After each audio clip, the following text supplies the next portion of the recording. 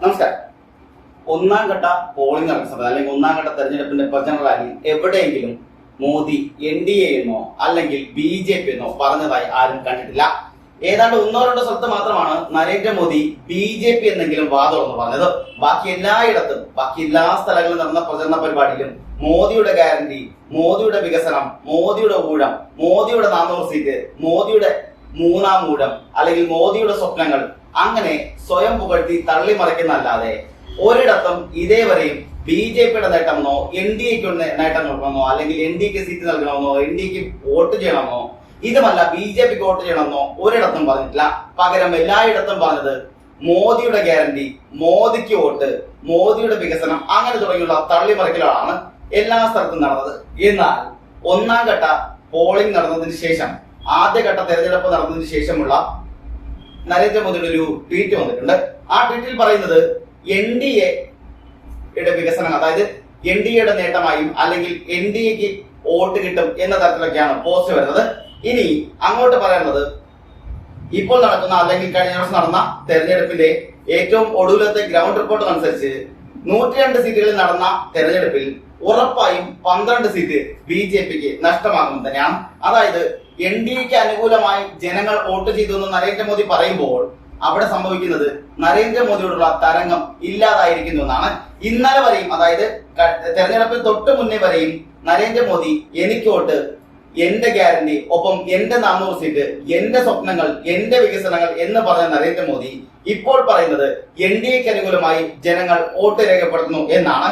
അതായത് അപ്പോൾ തന്നെ ഇത് പക്ഷേ നരേന്ദ്രമോദി പറയുമ്പോഴും സോഷ്യൽ മീഡിയ ഹാൻഡിലുകൾ, അതായത് BJPയുടെ തന്നെ IT സെല്ലും അതടക്കമുള്ള സോഷ്യൽ മീഡിയ ഹാൻഡിലുകൾ വലിയ വിഷമത്തിലാണ്.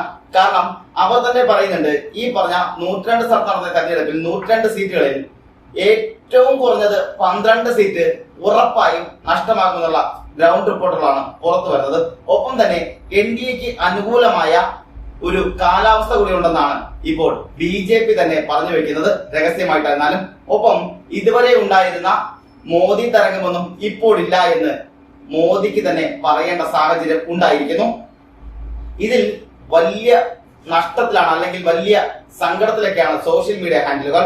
ഇനി പറയാനുള്ളത് രാജസ്ഥാൻ, ബീഹാർ, ഹരിയാന, പശ്ചിമ ബംഗാൾ എന്നിവിടങ്ങളിലൊക്കെ നടന്ന തെരഞ്ഞെടുപ്പിൽ ഉറപ്പായും BJPക്ക് ഒട്ടനവധി സീറ്റുകൾ നഷ്ടമാകുന്ന കാഴ്ചയാണ് കാണാൻ പോകുന്നത്. കാരണം ഇതിൽ രാജസ്ഥാനിൽ ഉറപ്പായും 6 സീറ്റ് നഷ്ടമാകുന്ന കാര്യം ഉറപ്പാണ്. ഒപ്പം ബീഹാറിൽ 4 സീറ്റാണ് BJP ജയിച്ചുകൊണ്ടിരുന്നത്.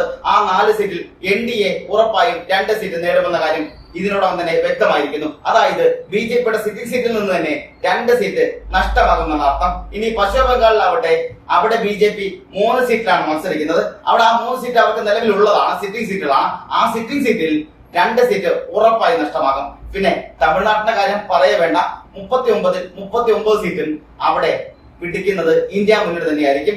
അവിടെ യാന്ത്രികർ പറഞ്ഞിരുന്നത് വലിയ തരത്തിൽ പോളിംഗ് ശതമാനം കൂടിക്കഴിഞ്ഞാൽ അത് BJPക്ക് അനുകൂലമാകുമെന്നും NDAക്ക് അനുകൂലമാകുമെന്നൊക്കെയാണ്. എന്നാൽ വലിയ തരത്തിലുള്ള പോളിംഗ് ശതമാനം അവിടെ കൂടിയിട്ടില്ല. 75% ഒക്കെ പോളിംഗ് ഉള്ളൂ. അത് മാത്രമല്ല, പോളിംഗ് ശതമാനം കൂടിയ മണ്ഡലങ്ങൾ, അതായത് കൂടിയ സ്ഥലങ്ങളെല്ലാം അത് NDAക്ക് അനുകൂലമായ സ്ഥലങ്ങളാണ്. അതുകൊണ്ട് തന്നെ BJPക്ക് അവിടെ വ്യാമോഹങ്ങളൊന്നും നടക്കാൻ പോകുന്നില്ല. ഒപ്പം അവിടെ 39 സീറ്റും ഇത് പിടിക്കാൻ പോകുന്നത് ഇന്ത്യ മുന്നണി തന്നെയാണ്. തെരഞ്ഞെടുപ്പ് കഴിഞ്ഞ ദിവസങ്ങൾ, അതായത് ഇന്നലെ തെരഞ്ഞെടുപ്പ് കഴിഞ്ഞ് വോട്ട് ചെയ്ത് ഇറങ്ങുന്ന ആൾക്കാരോട് സംഘി ചാനലുകൾ തന്നെ പോയി ചോദിച്ചത്, നിങ്ങൾ എന്തിനാണ് വോട്ട് ചെയ്തത്, എന്തിനു വേണ്ടിയിട്ടാണ് നിങ്ങൾ വോട്ട് ചെയ്തതെന്നാണ്. അതിൽ 80% ആളുകളും പറഞ്ഞത് തൊഴിലില്ലായ്മയ്ക്ക് വേണ്ടിയാണ് ഞാൻ വോട്ട് ചെയ്തത്, അതുപോലെ തന്നെ ദാരിദ്ര്യത്തിന് വേണ്ടിയിട്ടാണ് ഞാൻ വോട്ട് ചെയ്തത്. അതായത് ദാരിദ്ര്യം ഇനി ഉണ്ടാകാതിരിക്കുക, അല്ലെങ്കിൽ തൊഴിലില്ലായ്മ ഇനി ഉണ്ടാകരുത്, വികസനങ്ങൾ ഉണ്ടാകണം, വികസന മുരടിപ്പിനെതിരെയാണ് ഞാൻ വോട്ട് ചെയ്തത്. അങ്ങനെ തുടങ്ങി പറഞ്ഞ 80% ആളുകളും പറഞ്ഞത് NDA മുന്നണിക്കെതിരെ തന്നെയാണ് അവർ വോട്ട് ചെയ്തത്. അതായത് നരേന്ദ്രമോദിയുടെ വികസന വിരുദ്ധ പ്രവർത്തനങ്ങളും മത ധ്രുവീകരണത്തിന്റെ പേരിലൊക്കെയാണ് വോട്ട് ചെയ്തതെന്നാണ്. അത് മാത്രമല്ല, ഈ 80% ആൾക്കാരും വോട്ട് ചെയ്തിരിക്കുന്നത് ഇന്ത്യ മുന്നണിക്കാണ് എന്ന തരത്തിലുള്ള വാർത്തകളാണ് സംഘി ചാനലുകൾ തന്നെ പുറത്തുവിട്ടിരിക്കുന്നത്. മറ്റൊരു പ്രധാനപ്പെട്ട കാര്യം, ഇതുവരെയും ഇവർ പറഞ്ഞുകൊണ്ടിരുന്നത് രാമരാജ്യത്തിന്റെ വോട്ട്, ശ്രീരാമന്റെ വോട്ട്, അങ്ങനെ ഓരോ മതത്തിന്റെ പേരുകൾ പറഞ്ഞാണ് ഇവർ വോട്ട് പിടിച്ചുകൊണ്ടിരുന്നത്.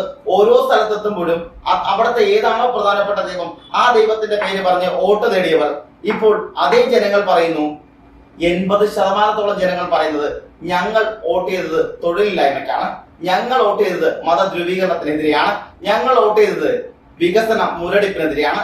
ഞങ്ങൾ വോട്ട് ചെയ്തത് ജാതി മത കലാപങ്ങൾക്കെതിരെയാണ്. അങ്ങനെ തുടങ്ങി ഓരോരുത്തരും പറഞ്ഞു വെക്കുന്നത് നരേന്ദ്രമോദിയുടെ ഓരോ വികസന വിരുദ്ധ പ്രവർത്തനങ്ങളും മത ധ്രുവീകരണ പ്രവർത്തനങ്ങളും ഒപ്പം വർഗീയ കലാപങ്ങൾക്കും എതിരെയാണ് ജനങ്ങൾ വോട്ട് ചെയ്തതാണ്. അതുകൊണ്ട് തന്നെയാണ് ഇപ്പോൾ നരേന്ദ്രമോദിക്കും പറയേണ്ടി വരുന്നത് NDA ആണ്, അല്ലെങ്കിൽ NDAക്ക് വേണ്ടിയിട്ടാണ് ജനങ്ങൾ, അല്ലെങ്കിൽ NDAക്ക് അനുകൂലമായാണ് ജനങ്ങൾ വോട്ട് ചെയ്തതെന്ന് പറയേണ്ട സാഹചര്യമാണ് ഇപ്പോഴുള്ളത്. ഇനിയും പറയേണ്ടത് 102 സീറ്റുകൾ നടന്ന മത്സരത്തിൽ ഉറപ്പായും പോകുന്നത് 12 സീറ്റാണ് അവിടെ നഷ്ടപ്പെടുന്നത് BJPക്ക് അല്ലെങ്കിൽ NDAക്ക്. ആ 12 സീറ്റ് നഷ്ടപ്പെടുമ്പോൾ പിന്നെ വരുന്ന ഓരോ സീറ്റും അതിനിർണായകമായ സീറ്റുകളാണ്. അങ്ങനെ വന്നാൽ ഒരുപക്ഷെ NDA മുന്നണിക്ക് അല്ലെങ്കിൽ NDAക്ക് വലിയ തകർച്ചയാണ് ഈ തെരഞ്ഞെടുപ്പോടെ സംഭവിക്കാൻ പോകുന്നത്.